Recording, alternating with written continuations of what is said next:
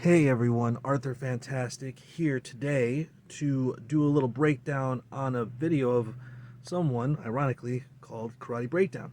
I love his channel. His content has really put together some things for me mentally in terms of the interplay between wrestling, kata bunkai, and just karate in general. He's got a great channel. If you're a karateka, if you like karate, if you like wrestling, if you like martial arts in general, and just seeing other styles and methods, then I would definitely recommend that you subscribe to them. Unfortunately, today the first video that I'm making that includes karate breakdown, which I've been hoping to.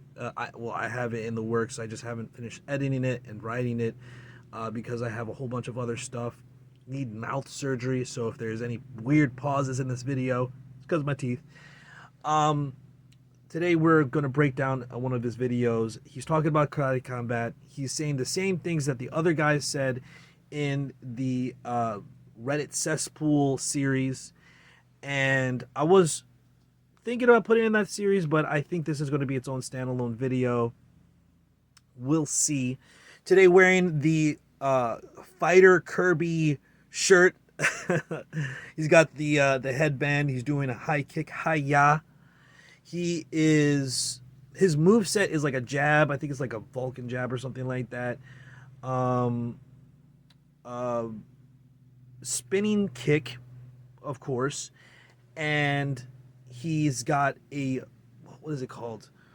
A rising breach or something like that, which is basically a shoryuken. His set is basically a shoryuken. Most of his move set is used in Smash Brothers for all my nerds out there, all my otaku friends, and is essentially the same rule set as the Ansatsuken, which is Ryu style, which is it says he does Shotokan, but his style is like basically a melding between Kyokushin, um, Shotokan, like some of the kicks, and then you've got Shorinji Kempo, which is one of the martial art styles that I discussed earlier in the series of Reddit Cesspool. So maybe I will put it in here. This kind of does go in the same vein. I'll figure that out later. You're doing this with me live, guys. So yeah, the Atsatsukin essentially Fighter Kirby shirt out there right now, on me right now, trying to represent the karate. This is not my shirt. This is literally a Nintendo shirt that I found at Ross, which is like a big box thrift store. Other plugs for before we begin the video. If you want to support Ko-Fi, in the description. Follow me on social media. I've got another channel, Golden Ruffian, where I talk about conspiracy theories, Torah, the Bible, Jesus, Torah observance, Hebrew roots, that type of stuff, and red pill content. Also, we've got a community there if you want to join that as well. Thinking about starting a Discord for this because it's starting to get a couple of subscribers and hopefully more views as time go on. And yeah, let's get into the video. Thank you very much for being here. Let's get into it. Hey, what's up, guys? So I wanted to talk about whatever happened to karate combat. As an outsider, I say an outsider because I'm not really into spectator sports outside of used to following the UFC. I feel like I'm in the majority of people where McGregor peak time when people even outside of MMA really were tuning in just because of the spectacle of it. After that, it was kind of died down when he kind of went into retirement or went into boxing and stuff like that. Okay, so right off the bat, we have some things that I just want to highlight. I don't want to get too into it as I do many times and just get into a rant. I'm going to highlight a couple of things that I think are going to become more relevant as he develops his thought on video, and it's going to be important later on. And so I just want to highlight them now.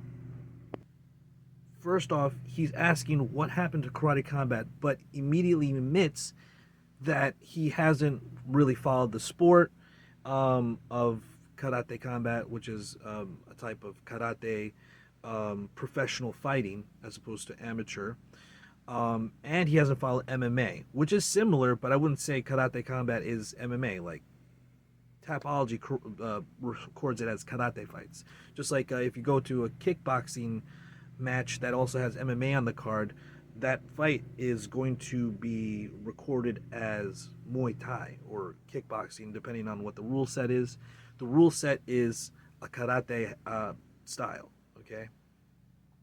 So first off, he's not really following either of those things, and then he kind of admits that he was one of the bandwagon fans, but I don't think that's really bandwagon. I think it's just, as he said, um, the spectacle of Conor McGregor was really bringing eyes to the sport, and that's another point I want to highlight. So I won't say he's like a bandwagon, but he was there when everything was being brought in by Conor McGregor, so he was having his hand on the pulse. So that's something respectable. Bandwagon has a little bit of a negative connotation. I don't want to be negative. He's just describing his experience, though he's kind of trying to generalize it for everyone. Each person has their own experience. I don't think MMA interest has died down that much. I think that other competitors have grown, and just what Conor as a spectacle, which he agrees is what he was there for. That's one of the points I want to highlight. Just brought so many more eyes on it that may have not, and that's the same thing that happened with boxing. I like a lot of people watch boxing, but I wouldn't say like, oh wow, it's growing audience. But when you have big names, like Muhammad Ali, who's going to all these talk shows and talking up these fights and selling these fights, or you have a Conor McGregor, or you have a Francis Ngannou versus Tyson Fury. These happen to be more appealing to the masses because of their hype that they bring. They develop these fights, they sell these fights, and people want to buy. And then slowly, and I'll kind of give you my perspective as an outsider into karate combat.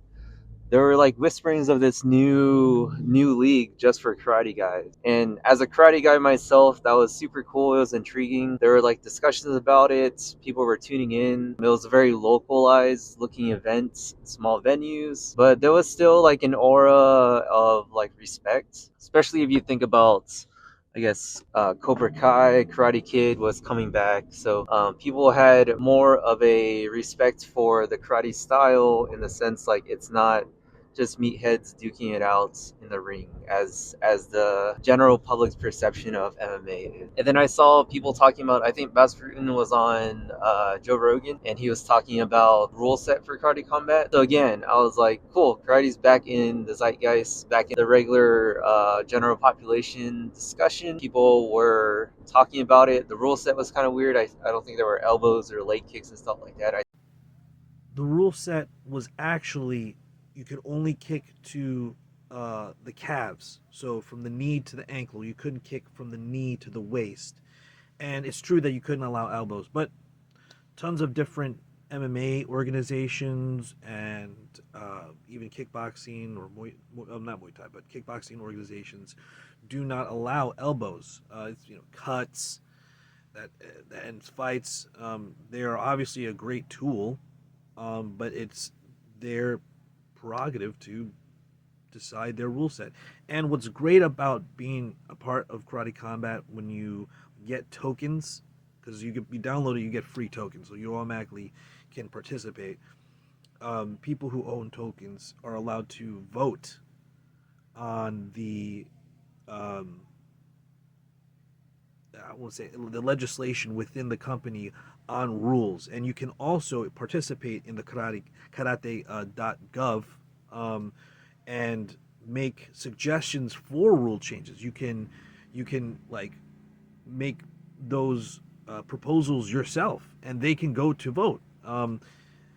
Which in this particular case, people have been discussing this particular topic by watching and being involved in karate combat and participating in the karate.gov and in the Discord and the Reddit, talking about how, well, there should be kicks to the entire leg. And lo and behold, at the, I believe it was the Abu Dhabi event, it was that, was that March or April, where Luke Rockhold fought, they allowed leg kicks, and that went to vote, and we agreed, yeah, allow kicks to the thigh. That's, of course, like karate allows kicks to the thigh. Like Kyokushin's like built around box fighting and kicking them legs out. But I understood also the idea of limiting to the calves. I've discussed this on the channel. I've discussed this in my interview with the reigning and recently retired champion Turbo Ross Levine, karate combat middleweight champion of the world. He just retired. Congratulations to him. What a great career. I hope to go train with him up at the school that he's at. I think that it's novel in a way. You know what I mean? Like, that's the new meta. Kick people in the calves. But it will always be the bread and butter to also just give good leg kick. You know what I mean? Like, leg kicks are a little less effective against, tougher dudes that have, like, conditioned their legs to take leg kicks. A normal person, you leg kick them once or twice, and it's, they're done. They're done. They're not ready for that. People aren't ready for that. And martial artists will understand that. And I understand the problem with it. I think they should have allowed it. I was one of the people that was in the karate.gov saying, hey, we should allow these kicks. We should allow these kicks. I'm not sure if I made a post. I might have made a post, or I might have just commented on all the other ones and approved, like seconded and like argued with people on even on Reddit too. I mean, that doesn't even count for the .gov, but I was participating in it, and you can change those rules. Those rules can be changed. Whether elbows should be in or not, that could be proposed. I don't see really a big need for it right now, and I think that it can cause a problem in terms of causing cuts. You know what I mean? Elbows can cause cuts right from the beginning. It could be the first strike, and it can cause a cut. It might be even accidental. Same thing with a headbutt, right? But if we can minimize that damage to the competitors, because this is a sport, not a gladiatorial fight to the death, and also give better fights as opposed to cutting someone. I mean, someone might argue, oh well, they'll take less damage if they just take the cut. They'll just need stitches. You can also break your stuff with an elbow, obviously, but regardless, the whole point is the rule set did allow kicks to the leg. It was to just the calves. Novel for its time, very interesting. Already changed now, and you, as the viewer and participant in karate combat, can literally change those rules if that isn't to your liking. I think Joe mentioned that as a critique, but still, it was a way for karate guys to watch a spectator sport, possibly have a channel for people to compete in that were not shooting for the Olympics, because Olympic sparring is very different than actual combat sparring or combat sport. There's another venue for people that aren't into the kata competitions either. And then I kind of checked out of it for a couple years. And then when I looked at it again, it became like a weird cryptocurrency. Once again, he admits that he checked out of watching karate combat, and then when it popped up, I wonder why it popped up. Probably because it's doing the things he's about to dismiss and belittle. It's all of a sudden a cryptocurrency. For multiple years now, it's been before even President Asim was involved here. The cryptocurrency was already involved in the packaging and selling of the product, and that freed up capital to do more, right? President Asim comes in, they're already doing like interesting themes in the green backgrounds and the crypto. Asim comes in, there's the Benson Henderson fight that he puts together with Showtime Pettis. That creates a blip on the MMA and martial arts scene.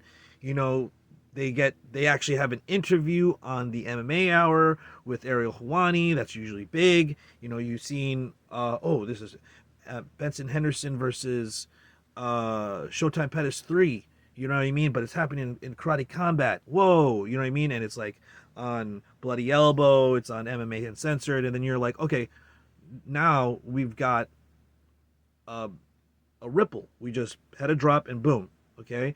And that was thanks to literally President Steen putting that together. And like, what is bad about the cryptocurrency exactly? What's it's just a rhetorical. He's just using it rhetorically. He's using it as like a polemic device. Is polemic correct? He's using it rhetorically to just, oh well, if you have any like cryptocurrency bias or you don't understand crypto, oh, crypto rattle saber, ooh, and that means you shouldn't like that. That's bad. As if these matches are happening for free, like, and they're airing it for free. They're throwing entire events, multiple cameras. If you've ever been to the event, they have amazing crew, amazing staff, amazing production. That's one of the things I love about Karate Combat. And you, that doesn't happen by accident. They're not getting paid with kisses and hugs, and that thing has to be put together, and cryptocurrency is a part of their business plan. I mean, it's literally working if it's popped back up into your like timeline or sphere of influence, or like what you're seeing in your feed, your algorithm. So cryptocurrency just as like a throwaway. Oh, look, it's involved with cryptocurrency. There are now jiu-jitsu matches within the Karate Combat ring. I don't know if I'm reading into this, but it really seems like he's just incredulously saying this. Plus, he's saying this like directly after, subsequent to his last point, which was like, oh, cryptocurrency, and it's like, oh, there's jiu-jitsu in the Karate Combat ring. Tone is 80% of communication. It seems like he's like, oh, you know what I mean? It's not just like, oh, I'm surprised. It's like he's looking down on it in a way. And my karateka, my Asian brother, your videos showing bunkai overlap with wrestling is literally one of the reasons why I think that jiu-jitsu matches are completely appropriate for the Karate Combat ring. I mean, it's literally better than any other platform for doing a grappling match. I don't know if you ever competed in any grappling or wrestling mats. There's infinite, no end space. You can keep running and you can go on other mats, and it's hard to keep a person on there. Platforms, which is very prevalent in professional grappling cards now, where it's like on a raised platform. It's dangerous. You know what I mean? Falling off there, it's if it was like the case where they do it in Sandow, where they have like pads and stuff, if you fall off, like surrounding the ring, like I'd be like, oh, okay, all right, that makes sense. But that's not the case. Like right next to the ring are the tables and the people and the spectators and people falling right on them. And this walled area, it's not like a cage. Like a cage you can't see anybody in. That's like another one that people will have submission grappling matches or jiu-jitsu matches or catch wrestling matches in cages, like one for instance, and then you end up having a lot of cage wrestling. So it's like, okay, so you have like MMA without strikes, you have cage wrestling, clinching, and then now we have jiu-jitsu on the ground, which I haven't seen enough people use the old style of like really pin pressure, like by folding and pinning a person up against a cage, like Randy Couture or Tito Ortiz. They would literally get them to the edge of the cage and then pin them there so they can't move. I'm not seeing a lot of that in like cage jiu-jitsu, but that's that's something here and there. I mean, there's like car jiu-jitsu now, so that's fucking sick, or car grappling. That all, yeah, tangent. Back to the point. His videos, karate breakdown videos, has amazing videos once again about karate katas and bunkai and application into wrestling application. You know, arm drags and things like that. And I'm like, that's like one of the, like, seeing that video was one of the major reasons why I was like, oh yeah, this totally makes sense to have karate jiu-jitsu here. I mean, and like you know, jujutsu or jujitsu is literally a Japanese art just translated to a with a different meta in Brazil. I mean, Japanese jujitsu, then judo, which is uh, also a large portion of how that, you know, that old school Kosen fusion type grappling. I don't know if people are tracking with me, or this is too geeky, or if I'm just being completely historically inaccurate. Um, but uh, jiu-jitsu begets judo and karate. Brazilian jiu-jitsu is just another branch from the same ancestor in a different type of transitionary period and meta style. But it's jiu-jitsu. You wear a gi. You have the same influence of the Kodokan belted system. Now you got stripes.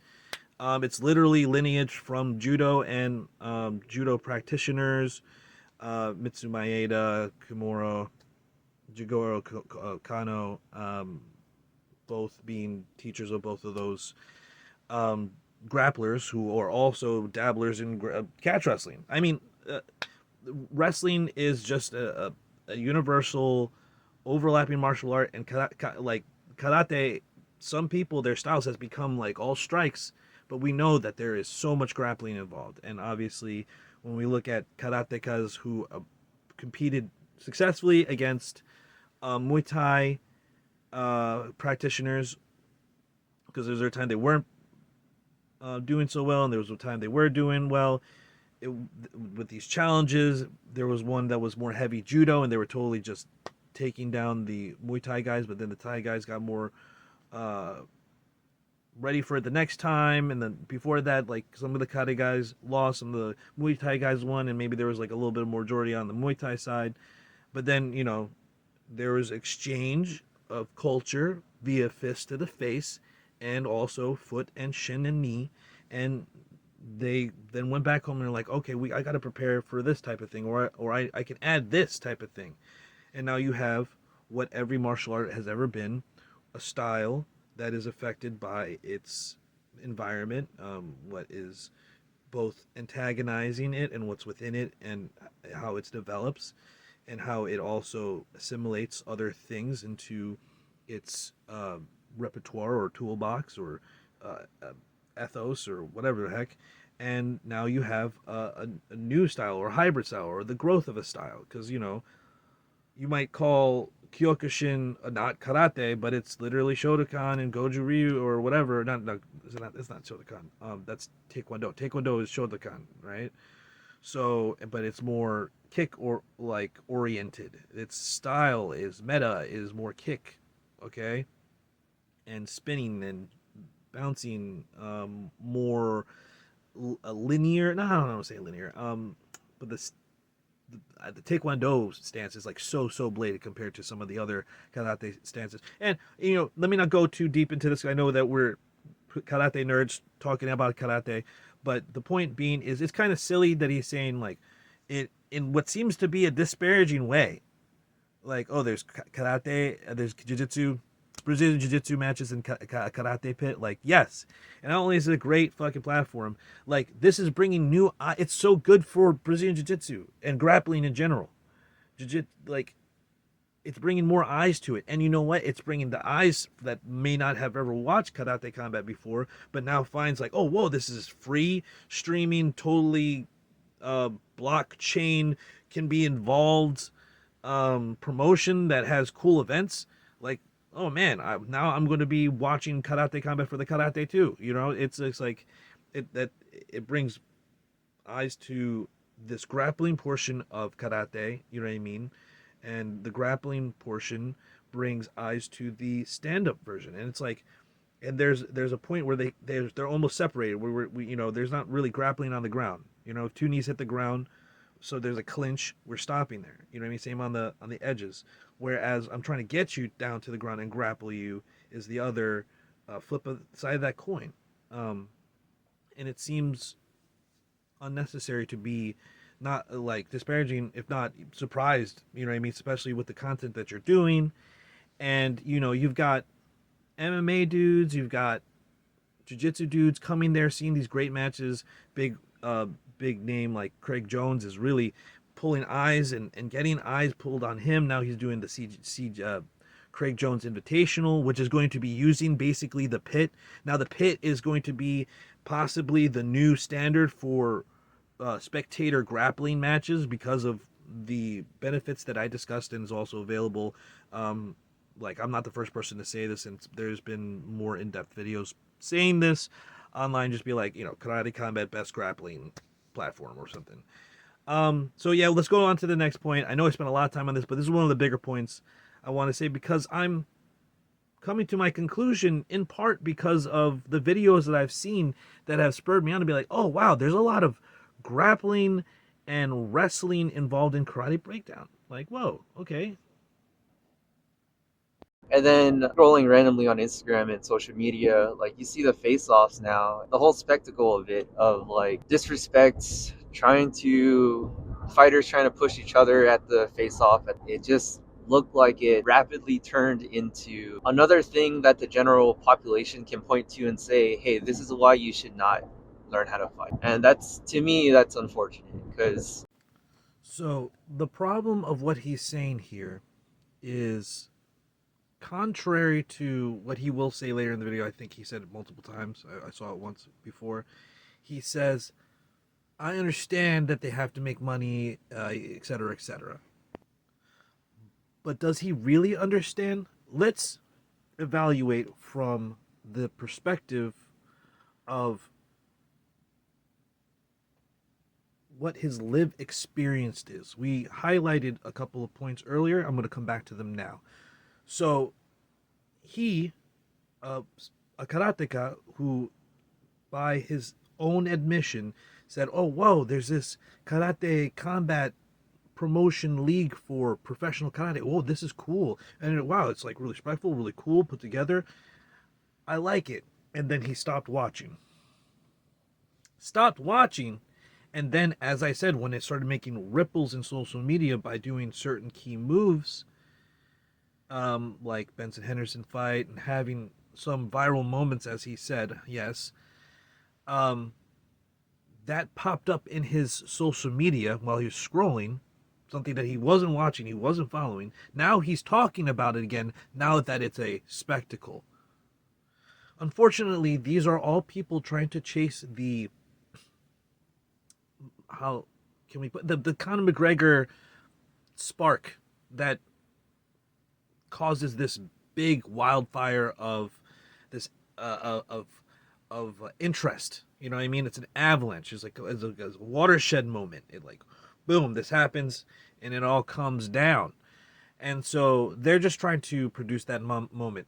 Problem is, when you try really hard to produce that moment, it becomes really, really, I don't know, forced. It's like, oh, you're this is contrived. You're trying really hard to make a big moment, like a petulant child in class, like the troublemaker in class that just wanted attention. Not the troublemaker that might have been misunderstood, or the troublemaker who their parent might have, just like the troublemaker who just likes attention and just likes to get in front. And of course that doesn't work, and people don't like it. No one likes it. I mean, I want you to look at what people are actually talking about as opposed to what the viral moments are.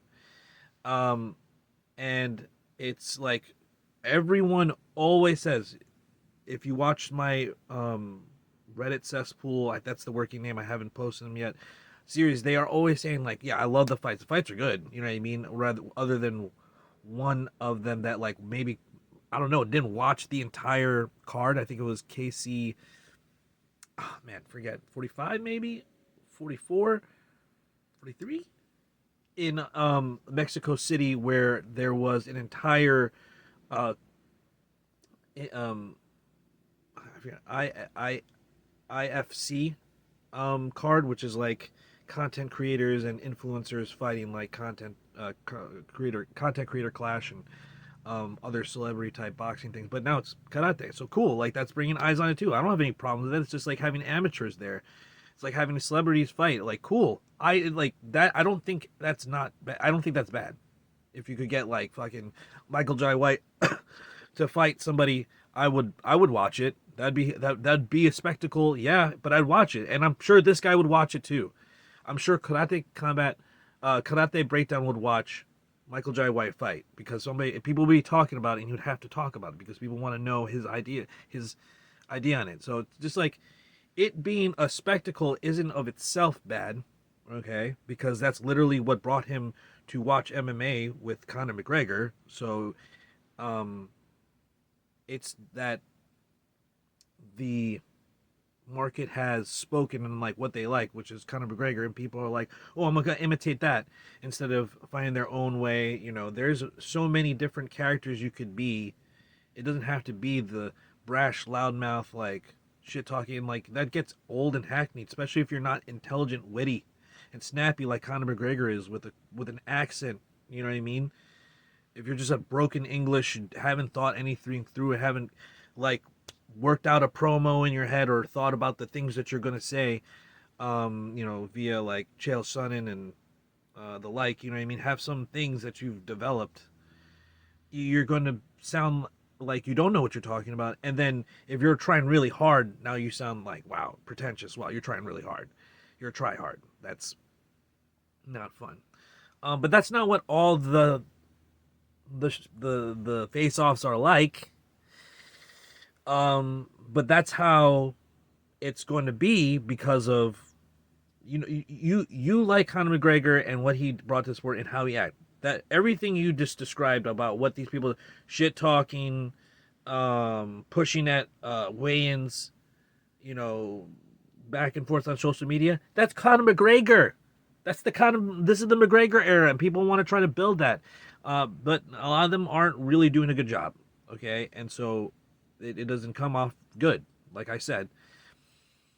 Furthermore, you have to sell a fight. Obviously, you say you understand, but do you understand? Like this is now selling fights. You know, they're getting they're giving this out for free, so they got to get views. They got to get sell tickets to the venues, which are like cheap. Like the last one here in Orlando that I just went to, $25. And then later on they bumped it up to like $40. I should have bought them earlier. And like VIP where you get to hang out with Boss Rutan and GSP and the champions and the fighters, and they have like food and I think they usually have like an open bar. Like it's like only like $150, and like people like McDojo are there always. Damn, I didn't even look for him there. The last one I was there, like they got rushed out because of the fight that happened there. In the ring from the one corner, I forget, the House of Dragon, I think it was, and Asim choked him out. That was crazy. And I thought that was an exciting moment that people are now talking about it, is because it was an exciting moment. What are we going to do? People have always, at karate tournaments, at kids' wrestling tournaments, and kickboxing matches, like people go crazy. There's wild shit that happens. There's a lot of emotion and investment of effort and people want to say soul or spirit.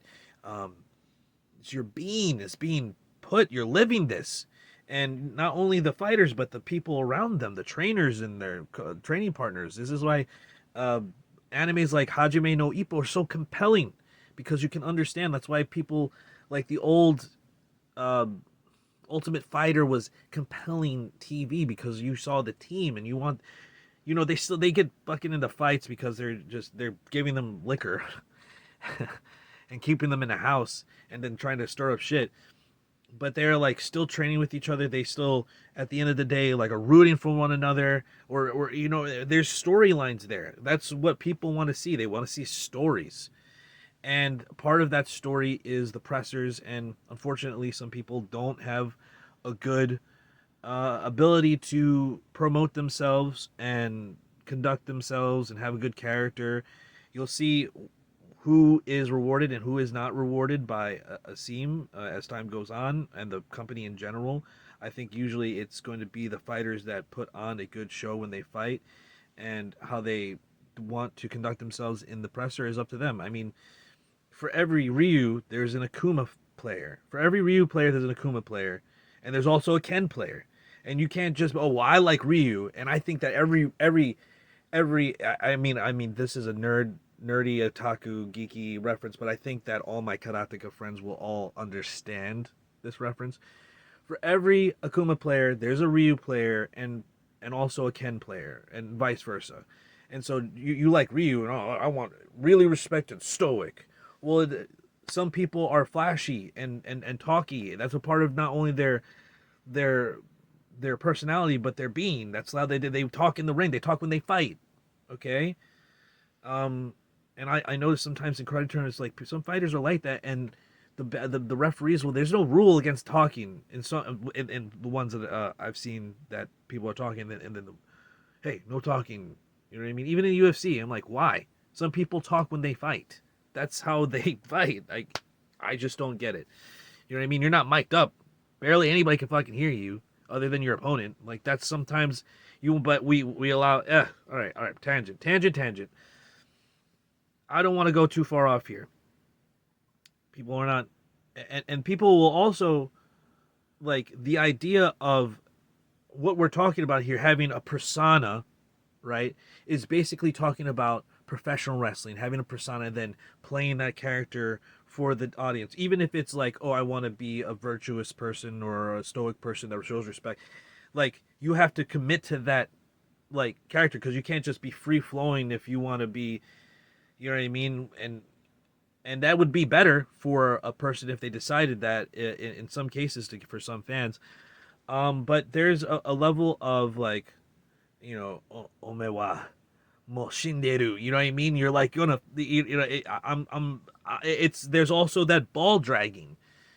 We look at people like, um, Oyama, right?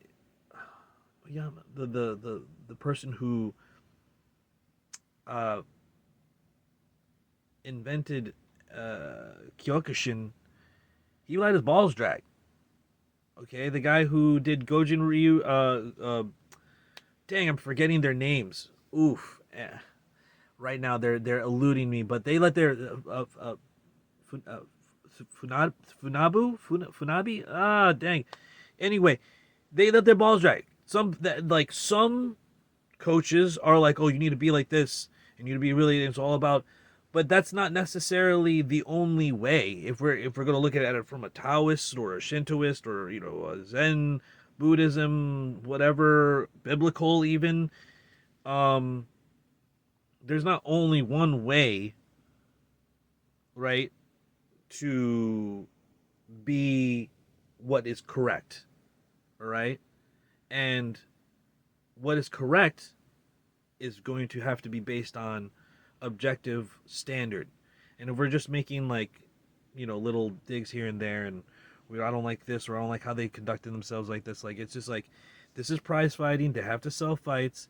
They're making characters because fans like you and me who like spectacles. You like that Conor McGregor. That's what made you follow it.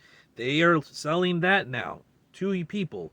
That's what some people do. But other people, I would like people to really be themselves, refine themselves, project that out to the world so that they can communicate what the type of values that you're talking about, or their own values that may even disagree with you or me, but I can still respect that there's some type of code. Boss Rutan says it. I put it in the earlier videos. I could even link it here, where he's like, they're saying vile stuff to each other. This is 3-4 years ago. Boss Rutan saying, and GSP is like nodding in approval. He's agreeing, like he's like okay with the shit talking, and saying vile stuff to each other, but they don't, and they bow and then they go fight in the ring. Like, Boss Rutan's constantly okay with this. He's a shit talker himself. And GSP is his own type of shit talker. He's embodying the character that he wants to project. You know what I mean? But he's a human being too. We're fractal and multi-dimensional. Excuse me. So, I think that um, the this is a very pedantic argument that we've seen multiple times on this channel in the Reddit Cesspool series. I'm just kind of talking about it again, but I'm just surprised that it's coming from Karate Breakdown. Um, and you know, like I said, I'll stick to it. Some people are Kens, you know what I mean? You know, and then some people are Ryus, and then some people are Akuma players, and that's what it is. You know what I mean? And that, you know, are any of them wrong in terms of their martial art ability? I mean, they're technically fictional characters, but this is a rhetorical device where we let's say that they were real. Are they can all beat one another? You know what I mean? With the skill set that they have, obviously they do, because the video game would be completely unbalanced if you couldn't. Is, is it balanced? Um, but at least people do still play those characters and have some type of success. Wow, it's tangents on this one. I mean, I'm just trying to give the best analogy rather that I could possibly give, so that we can understand where this all lies. If this is this a correct way of looking at things? It had the potential. I think they were bringing in Lyoto Machida. They had GSP, which is known as a very respectable martial artist. He was a great MMA fighter, but he always respected his opponent. He was truthful about like being fearful in a fight. He wasn't super arrogant.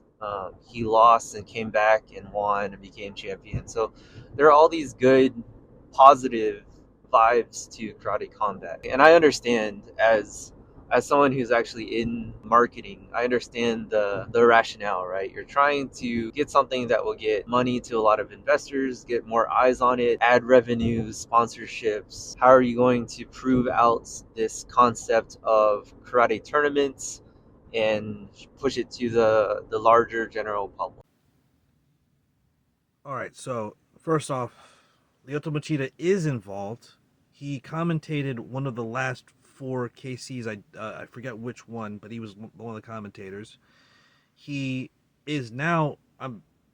He alluded to it on social media. So did Luke Rockhold. Luke Rockhold won his last fight, um, in the KC pit in Abu Dhabi, and there was a lot of talk of him wanting to fight Lyoto. He's talked about it before. He's talking about it again.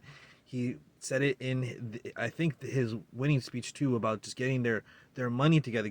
Casey needs to get their money together to get this fight signed. Lyoto said he's down for it. They need to get their. I'm sure they're in the talks. They'll probably have the next one be in Abu Dhabi again at the end of the year. I bet you that's where that fight will take place, unless they add another card in Vegas or something like that. Um, Lyoto Machida versus Luke Rockhold 2. Look out for that. So Lyoto is involved. He laughs at some of the shit talking in one of the last fight, and he translated what was going on in Brazilian, which was this like chant that they were doing, and you know like it's not all negative. Some of it's just like entertainment. It's just that some people take it too far. Once again, you can't blame them when we can't call Conor McGregor, which you were following. Once again, I got to bring it back to that. You can't call him a really like super respectful guy, but he was witty and he did win and was a respectful guy. When he won, he was very graceful winning. Um, which would be another part of making sure you would prepare beforehand and have the persona to do this. You know what I mean? You just think that you're going to say something really nice in the heat of the moment after, again, your head knocked around for 3 rounds. Moving forward, GSP himself, once again, in that video that I just mentioned with Boss Rutan, I'll link it in the description and probably maybe in the card above before when I said it. Maybe, I don't know, maybe now. Where they're just talking about how the shit talk is fine. Yeah, whatever. Let it happen. You know what I mean? Like that if people want to do that, people should be able to act how they want to act, and portray themselves how they want to portray. I think that there are better ways. I think there's funnier ways to shit talk than just being like, I'm gonna kill you. You know what I mean? I'm gonna, oh, you know what I mean? And I think that, witty exchanges have always been valued by every culture since time immemorial. You know what I mean? So it that sometimes it's disrespectful. That's what it is sometimes. Let your balls drag. I don't know what this like like I don't know what's that called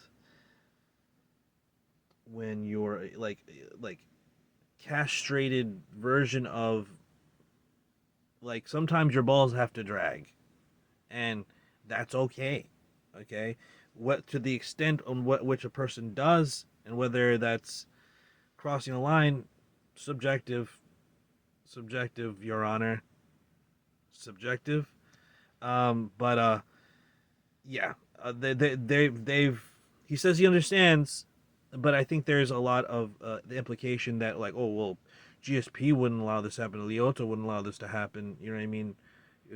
Fight selling is fight selling. They know the game and they know how that works, and they're involved still. They're still commentating, and so is Boss Rutan. I think that he's always had a spirit of competitiveness, even in the gym when you see the documentaries he was in. So I think that we have to dispel this idea that this overly aggressive spirit is too much. I think that certain people take it too far and it's just like, oh, that's not entertaining. That just seems mean spirited and not witty or intelligent. It just seems like I'm gonna get it done. I'm gonna get this guy. F everything in your life. You know what I mean? Like, and just trying to take it farther and farther. And it's just like, that doesn't sound entertaining. It sounds like two high schoolers trying to get in a fight, or like one high schooler trying to act tough. You know what I mean? And there's ways to respond smart with words. Words are part of this martial art, in my opinion. When you make it about prize fighting and you have to do interviews, and if people aren't doing that, people aren't going to be interested in watching the fight. I mean, just being a good brand, like you said before, wasn't keeping you watching. Well, I'm just not a fan of spectator sports. You know what I mean? But now that you hear about it again, you're hearing about it again. All of a sudden, you're talking about it, and now more people are going to talk about it. So, um, it has to make moves, and I don't think that's out of spirit with karate. Is my main point. I think that it some people may take it too far, and I'll concede that. And what's unfortunate is the formula in today's society is to make it as disrespectful as possible. Try to get a viral clip from a face off so that that clip starts trending and then people look up what is karate combat and stuff like that. So I understand what they're trying to do. That doesn't change the fact that it's kind of disappointing to see. The thing is, you wouldn't be seeing it if you weren't seeing the spectacle, disrespectful stuff. All right, you like the idea, you like the concept, you like the fights, but you didn't follow it, and now you're hearing about it again because it is what it is. And that's partly the market and the audience and the culture. You know what I mean? You I, you could be a fighter in karate combat and be the respectful dude, okay? And I would also recommend that you also do some like witty response and retorts, but it doesn't have to be respectful. It could just be funny or smart and intelligent. There's ways to be funny and charming without being disrespectful. I guarantee it. You know what I mean? But that's something you have to train for too. You can't just think, well, I'm just going to be charming and I'm going to have to know what the possible encounters I may have with this person and be ready to respond to that. Have that mental image. This is just like martial arts with the mental image of how to do a certain thing, to accomplish a certain task, to perform it a certain way, and to know the variations and possible outcomes of any particular action. Right? Like so, it's like chess too. So, um, I just don't. I don't see how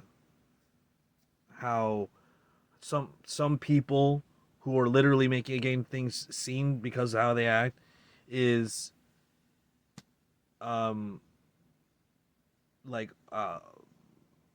like blatantly, the way that you describe it, bad for the sport, um, people won't even be watching it. It seems. I don't understand. I, Myself, I think more people should be watching it. It's a great promotion. It's free. You can watch it live. You can participate. But I digress. only because I came up in a respectful traditional martial arts background, and I really thought that this might have been a venue or an avenue for other karate people to, have a career in beyond just the Olympics or beyond just teaching, right? I've had so much experience in different martial arts, from um, a immigrant from Korea, Olympic style taekwondo gold medalist, uh, to traditional Filipino martial arts. Many teachers, Brazilian jiu-jitsu, catch wrestling, and they all were respectful, but their personalities were all different, and that didn't mean they weren't willing to let their nuts drag, make a joke, be a little bit more personal, be joking around. These arts are all, I would say, maybe other than Brazilian Jiu-Jitsu, maybe it's more contemporary, you might say. Um, but Filipino martial arts, catch wrestling, in many, there's like a code of conduct. There's, especially if you're going from scholastic wrestling as well. You know what I mean? Folk style wrestling, freestyle wrestling. There, you have to live a certain way. There's a lifestyle. Um, to me, I see traditional martial arts as having respect and having um, a code of conduct, as I said, but I don't see it necessarily not have any shit talking. Maybe your teacher, maybe the lineage of your teachers, but the way that martial arts has come to be and how prevalent it got through public challenges, school challenges against school, personal vendettas, and this is true for most martial arts. There's always some type of intrigue if you go into the lineage and how it came to be and where it came from and who it went to, and it is what it is. You know what I mean? History is what it is, but I don't think we should, once again, we should try to dispel this fair this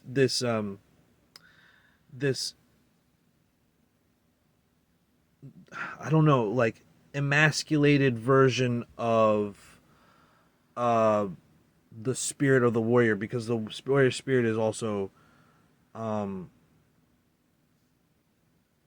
self valuing. He's not gonna let himself be, walked all over.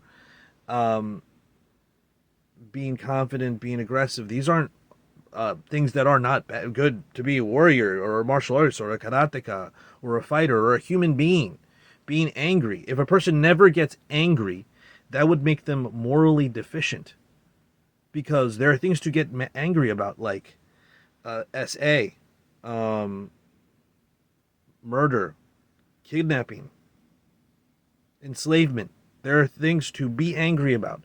So if the idea that there shouldn't be no anger, or there no vocalization of anger, or no challenge to a person, or a rebuttal to a person, these are just the same as martial arts word hands and grappling techniques, but they are verbal, and maybe some people just never learned them or see it that way, or look down on it because they've never been a witty person.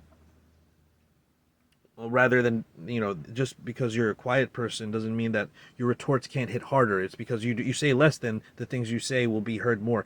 But that's a whole nother series that I want to make, because I've been seeing people cut promos at the end of fights, especially in karate combat, and they just don't even know what to say. And that's where that's the next thing I want to take it into. 80%. Okay, he's like saying, "Oh, I wish it was a place for karatekas to go." 80% of karate combat, the karatekas, 80% of them are black belts in karate. 50% have only ever competed in karate, like karate uh, competition, like Olympic or ISKA or whatever, whatever. And it's it's still a place for them to develop. But here's the thing: this is professional now. This is not blitz tag anymore. As an interesting way to phrase it, like the blitz and is an amazing technique and meta and tool, and the movement and everything in karate competition or taekwondo competition, if we want to also include that as well, which I do, is amazing. But here's the thing: there's pads, obviously amateur. There is a very small window. We go to karate combat. We're expanding the window by quite a bit with continuous action. You can't just blitz and then, hopefully that you reset, or you look to you get one hit and then you look at the judges, and you try to yell the loudest. We're actually going to be having a match of fisticuffs, okay? And you see people like Lyoto Machida discussing how his style, though his hands are a little bit lower, and he keeps his hands low sometimes, the style of keeping it right around this area is not traditional Shotokan, but it's them, the Machidas, preparing to be more realistic for an MMA fight or a fight in general. So there are things that need to be tinkered. These are amateur athletes in many cases, only karate competition. They don't have the same athletic capacity as maybe an athlete fighter who is a prize fighter going multiple rounds all the time, like might be coming from MMA or kickboxing. They don't have the experience to really or even influence to sell their fights, so it's hard to get them to sign up. This is all alluding to Mac Tyson's dissertation he had post on Reddit discussing about the number of karatekas and why it is what it is, and how it's hard to get. There's a lot of karatekas out there, but there's very few who have the reach, athletic ability, experience, and willing to take a basically, you're debuting as a professional pay. You're not going to get professional unless you have a huge following, and obviously that's on a scale depending on how much of each of those things you have. You know what I mean? So there's space for karatekas. They're fighting there. There's so many karatekas fighting. There's been like a card every month this year so far since December. And they're all free on YouTube. I don't really see how he keeps putting it as like that this is all bad for karate in general. I see it as it being entertaining, being prize fight, but karate. And if you want to voice your opinion, I like that. I appreciate that. But I don't think that we should be under the illusion that like shit talking and selling a fight is necessarily crossing the line of respect or honor or anything like that. Okay, that's a subjective thing at best, and if it's objective, you're appealing to a particular system, and if you're appealing to that system and we don't accept that system, now it's become okay. Well, my system's better, your system's, or whatever. We just have to look at it for what it is, and it's becoming very exciting. It has always been an exciting sport, but it's becoming more not exciting. It's catching on. That's what I'm trying to say. It's like more people are seeing it, and they're like, "Oh, this is pretty cool." There's more views than there's ever been. There's more subscribers than there's ever been. We're up in the top. I think it's 2 on YouTube and views and subscribers or whatever views on in like MMA sports behind the UFC or something. And there's like one FC which has like millions of subscribers and stuff like that, and they don't get that many views. And there's Bellator, and there's so UFC, and then them, and then that's an interesting place to be in terms of its success and right now. I don't know if this is now. Oh well, traditional martial arts won't have a space. I would disagree. They definitely have a space and definitely are apart right now. I was even curious, like, what it would take for no names like myself to compete in that. This was also years ago, right? I think I had a buddy in LA that actually went to a couple of the first ones. Again, small venue, very easy to get tickets to and stuff like that. And I was like, man, if the everyday person can get a chance at competing in front of a larger audience, like that would motivate a lot of people to train harder, while still, respecting and bowing. For me, I think about Lyoto Machida in the UFC, like head kicking somebody and then immediately bowing to them right afterwards. Like you never see that nowadays. He is the definition of respect in martial arts, and respect should not be synonymous with like lack of skill or inability to fight. Right? It's not like you go to martial arts to learn respect and fitness and you disregard combat and self-defense, and vice versa. You don't train in martial arts, the combative sense of martial arts, and that means you won't learn respect or how to preserve life and all that stuff. So um, again, I'm sounding like a broken record on this video, but I wish karate combat stayed its course from 3 4 years ago and became that venue of respect plus combat. He talks about wishing for it to have stayed the course, that is karate combat, but he stopped following when it was staying the course. And to say that you wish he did that, he didn't watch, he didn't know what the course was and how what that this all developed over a long period of time. And there's video years ago with Boss Rudin and GSP like approving of the shit talking. Like, I think that there's also shit talking like just behind the scenes at the U.S. Open, at the like SK ISWA or whatever, or ISKA nationals. You know what I'm saying? Like they're shit talking. People shit talk. Like like this is now you're a professional. People are following you. You're doing it on a mic, and some people haven't refined it. You may not like their personality. They are the promotion is doing a good job of stepping back and allowing them to act how they want. That's freedom. Now that they don't act the way that you would want them to act for the company, or you don't like we have you want to impose a particular code on these people. I mean, that's an interesting uh position, but I don't know if it's very defensible. I think that people should be free to express themselves because martial arts is a form of self-expression. Um, anyway, we're going back a couple minutes, seconds here when he was talking about Machida and how there isn't people that knock a person out and then bow to them. I mean, have you seen Stephen Thompson? He's a karateka. He's respectful. Everybody sees him as respectful. But he's still charming, and he can still go back and forth with witty retorts. But he's still a nice guy, and he's never. I don't really see him as disrespectful. Um, and then there's guys like Venom Page who talks a lot of shit, but he's a well-known karateka. He's like one of the only few people that fight in that point bladed style at the highest levels. Okay, I think he beat Ian Gary. I don't think Ian Gary did enough. I think he did a lot of wrestling, but I don't with control. But I think Venom Page did enough damage compared to Ian Gary. But it is what it is.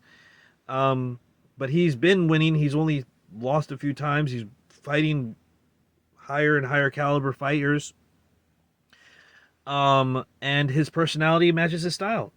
But then there's some people that have a quirky, like you see people like, oh, he does because Michael Venom Page does a little bit of dancing. Look him up if you don't know him. He's a karateka, and he's like a little bit cocky as a fighter, kind of like a Bakugo, out from My Hero Academia, for my otaku friends. And then you've got Genki Sudo. If you don't know who that is, maybe I'll put some footage here.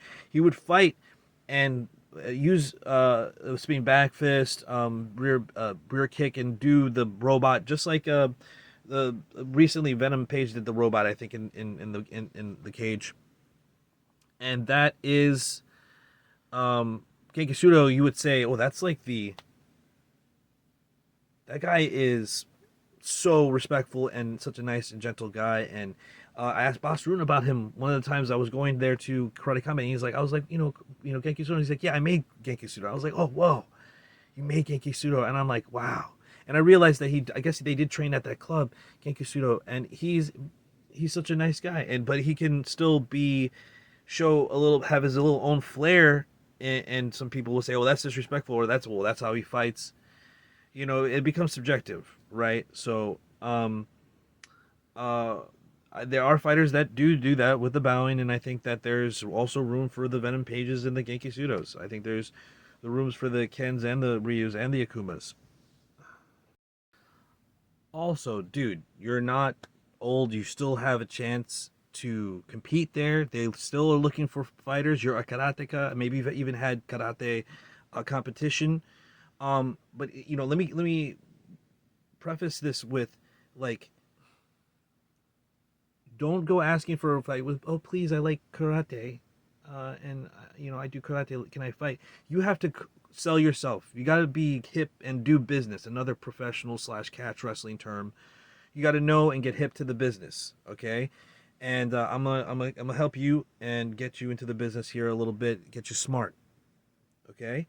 You have subscribers on your channel. You have a lot, and you do great content, and you get XYZ views a month.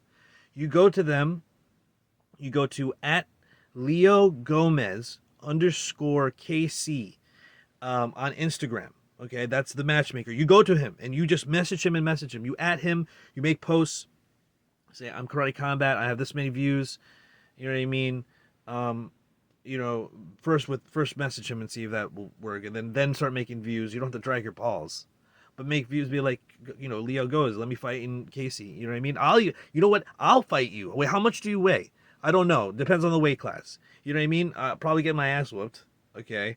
But we can go then talk about it in person. And then we can both fight in Karate Combat. That'd be an amazing experience. And we talked to Leo Gomez about it. But you have to go in there with you're just not a nobody. Okay, you're a karate breakdown on YouTube, and you've got I think you have other social medias with a certain amount of pull too. So, dude, your content's great. Don't sell yourself short. If you're gonna get in there and be like, okay, this is what I do. You can, and if you can't get in like the amateur levels of the MMA, maybe you can get on the independent, no, rather, I don't know, IFC, which are the influencer fight club fights, which are more amateur, only 2 rounds, still karateka, and some of the fights are compelling. Um, and maybe we'll be the best people with the best technique. That'd be friggin' amazing. But that is up to you, Karate Breakdown. That's you in your that's in your field. That's on your side of the tennis court. Rather than the monetization of combative sports and trying to create another spectacle, another way to build a bad perception of martial arts and ultimately karate to the general public. So, what do you think? Again, I missed a couple years where I checked out of the brand. Whenever it came back to the front of my, social media scrolling or on Reddit and stuff like that, it just looked completely different than what it was before. What are your thoughts?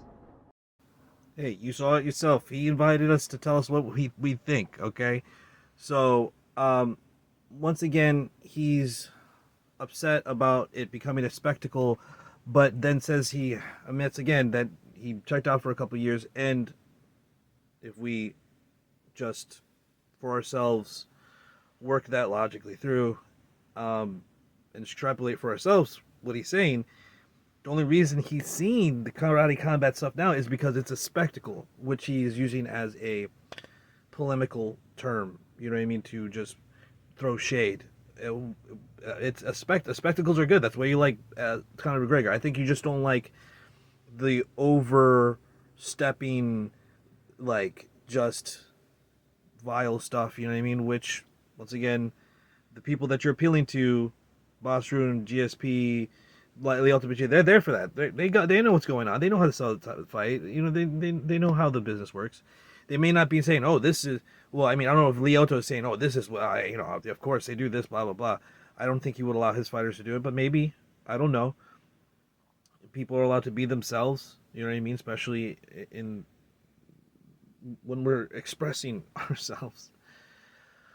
So, you know, I think that becomes a very subjective argument based solely on your opinion. And now it's like we're arguing over taste. And I think that, you know, support it. If you like karate, support it. Support the fighters that are respectful. You didn't pay attention to it. It's supposedly something up your sleeve. You want that there to be a platform. It is a platform for karateka, 50% of whom only ever fought in karate competition. Like, please just, like, you know, I understand that you have apprehension about cryptocurrency and you know, people talking shit, but it is a platform for amateur karatekas to go pro and get paid and do something and be a place for people to look to go. And there's from what I understand, there are regional circuits of competition where people are like using the pit to compete more than just Craig Jones Invitational now. So that's also something to look into for the future. So yeah, that's what I think. That's my thoughts. What are your thoughts, y'all, and Karate Breakdown on this video? I was gonna do some of the comments. I might do a separate video because this is dragged on way too long. Um, but I mean, I hope it was entertaining. I hope that you enjoyed the journey here over at Arthur Fantastic. Come visit us next week.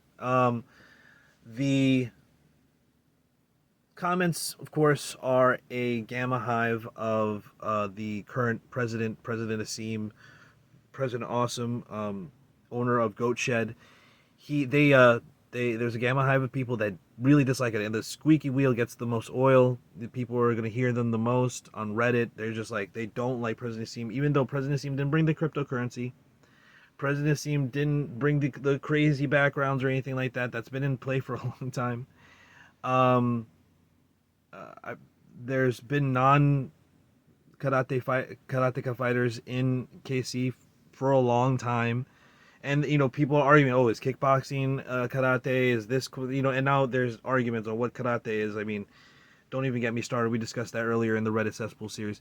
But it becomes a little gamma hive of, oh, President, I blame him and I blame him. And I'm like, why don't you blame the people that are doing it? Are you not more supporting the people that are more, uh, uh, respectful? Why aren't you, I don't know. You vote with your tokens on the people that are better that you like, because a certain percentage go to them. You know what I mean?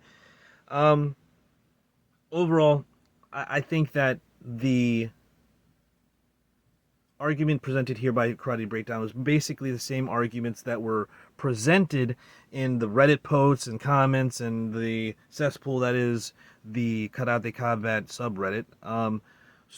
This is just rehashing a lot of it, but I think there was a little bit more to learn here, and I thought it was worth making a video about. I hope you guys enjoyed it. Look out for the comment video. I'll see if I can do that. And I also am looking to start doing live streams on this channel on Thursdays, if that is allowed on this channel on YouTube. I know I can go live on my other channel, so we'll see. And what else is there to wrap up with? Yeah, I'm moving forward. Hopefully we can go get the Reconquista of the Reddit subreddit Karate Combat, and we can reclaim and correct our brothers at arms, brother karatekas that are misguided in what they dislike. I think they've formed a dislike, or they've decided they don't like it, and now there's all these people that are just gammaing out, even though the most of the fans are not even involved of seeing all the extra media that it's just like, oh, I like Karate Combat, you know what I mean? Oh, this is something cool. But hopefully that'll change. People are going to get more involved. We'll see what's going on. I'll catch you in the next one. Stay up, stay vigilant, stay locked and loaded. Shalom, shalom. Peace. In.